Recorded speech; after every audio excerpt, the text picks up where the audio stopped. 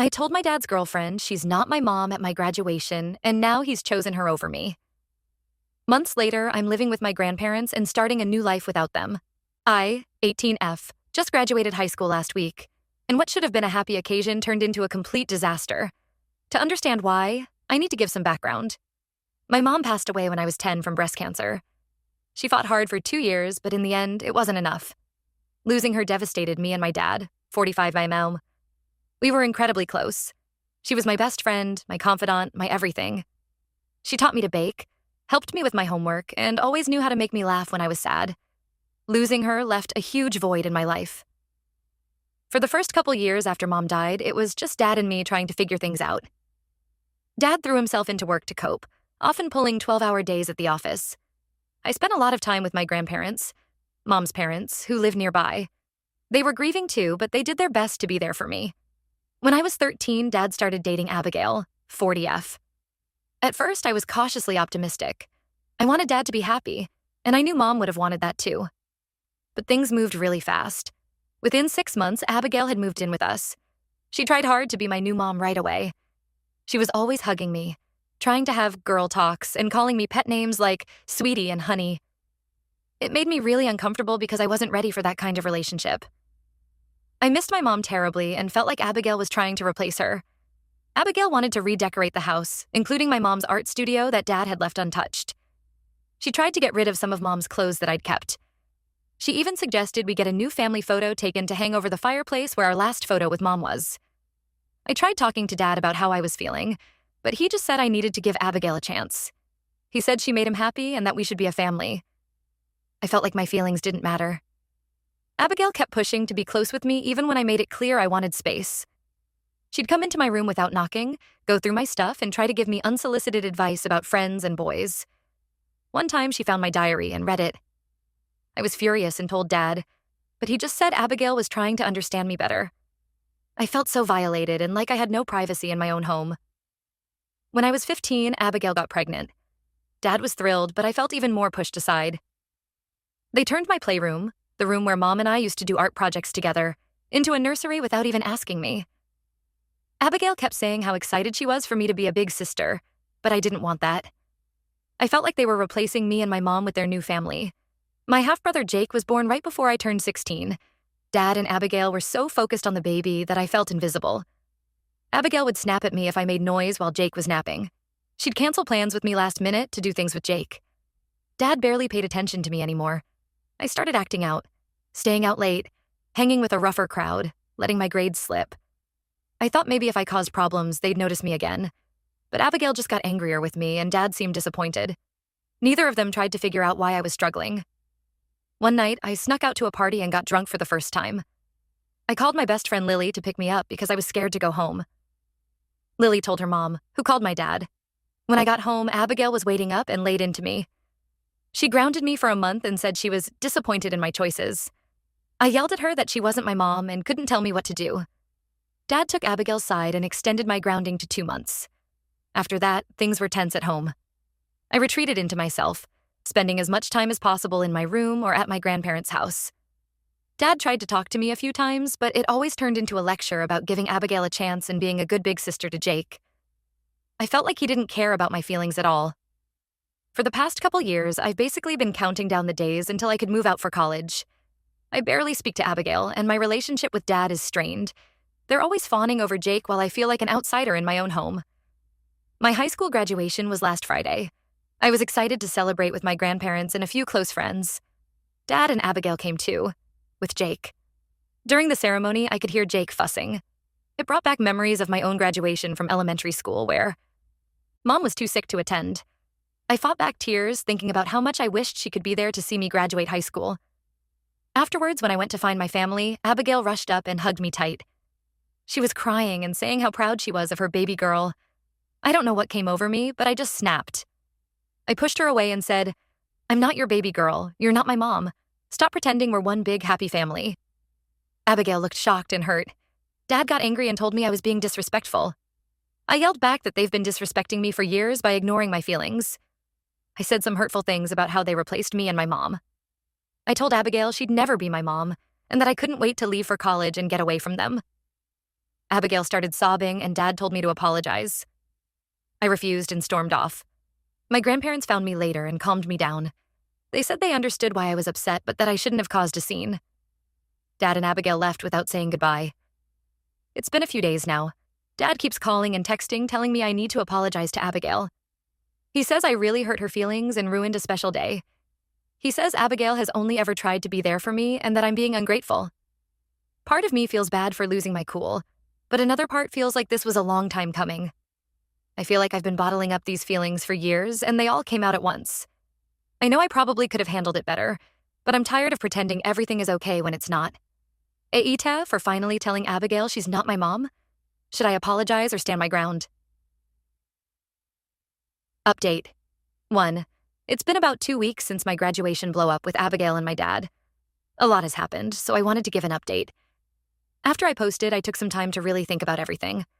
Reading the comments helped me realize that while my feelings were valid, I could have handled things better. I decided to reach out to my dad to try to have a calm conversation. I called him and asked if we could meet up, just the two of us. He agreed, so we met at a coffee shop near our house.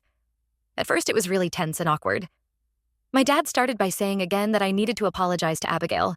I told him I wasn't ready to do that yet, but that I did want to explain where I was coming from. I opened up to my dad about how I've been feeling these past 5 years. Pushed aside, replaced, ignored. I told him how much I missed my mom and how hard it was to see Abigail try to step into that role. I explained that while I understood he was happy with Abigail, I felt like my grief and feelings were never acknowledged. I brought up specific instances that had hurt me over the years, like the time Abigail redecorated Mom's art studio without asking me, or when they missed my piano recital because Jake had a cold. I told him how it felt when he took Abigail's side during arguments, like he was choosing her over me. To my surprise, my dad actually listened. He got teary-eyed and admitted that he'd messed up. He said after my mom died, he was so afraid of being a single dad that he rushed into things with Abigail. He thought giving me a new mom would fix everything, but he realized now that he should have been more sensitive to my needs. Dad opened up about his own grief over losing Mom. He said he threw himself into work and then into his relationship with Abigail because he didn't know how to deal with the pain. He apologized for not being there for me more and for not acknowledging how hard things were for me too. We talked for over 2 hours. My dad apologized for not being there for me more after Jake was born. He said he got caught up in having a baby again and lost sight of the fact that I still needed him too. He promised to make more of an effort to spend one-on-one time with me going forward. I felt like a huge weight had been lifted after our talk. For the first time in years, I felt like my dad really heard me. We agreed that we both needed to work on our relationship, but that we wanted to try. As for Abigail, that's more complicated. My dad asked if I'd be willing to sit down with both of them to clear the air. I said I'd think about it, but that I wasn't ready yet. I told him I know Abigail cares about me in her own way, but that I'm not comfortable with her trying to be my mom. He said he'd talk to her about respecting my boundaries more. After our talk, I went to visit my mom's grave. I hadn't been there because it was too painful. I sat there for a long time, telling her about graduation and how much I missed her. It was hard, but it also felt good to connect with her memory again. The next day, I got a text from Abigail. She apologized for pushing too hard and said she never meant to try to replace my mom. She asked if we could talk when I was ready. I haven't responded yet. I'm still processing everything. I'm still not sure how I feel about Abigail. Part of me appreciates that she's trying, but another part still resents her for how things have been these past few years. I know it's not entirely her fault, but it's hard to let go of those feelings. I'm still processing everything, but I do feel cautiously optimistic. My dad and I have plans to grab dinner, just us next week. I'm nervous, but looking forward to rebuilding our relationship. I'm not sure what the future holds with Abigail, but I'm going to take things one day at a time. I know we have a long way to go, but for the first time in years, I feel like maybe things can get better. Thanks to everyone who offered advice and support. It really helped me find the courage to open up to my dad. I'll update again if anything significant happens. Update 2. It's been about a month since my last update, and unfortunately, things have taken a turn for the worse. My dad and I had been making progress on rebuilding our relationship. We'd had a few good talks and even went fishing together like we used to when I was little. But last week, everything fell apart again. My dad invited me over for dinner, saying he wanted to celebrate my graduation properly as a family. I was hesitant, but agreed to go. When I got there, I realized it was a setup. Abigail was there with a cake and balloons, acting like nothing had happened. I tried to stay calm, but Abigail kept pushing. She gave me a gift, a necklace that said daughter on it. When I didn't react enthusiastically, she got teary-eyed and said she just wanted us to move past the misunderstanding at graduation. I lost it. I told her it wasn't a misunderstanding. I meant what I said. I said I appreciated that she cared about me, but that she needed to stop trying to force a mother-daughter relationship. I told her I already had a mom, and even though she was gone, Abigail would never replace her. Abigail started crying, and my dad got angry. He said I was being cruel and ungrateful.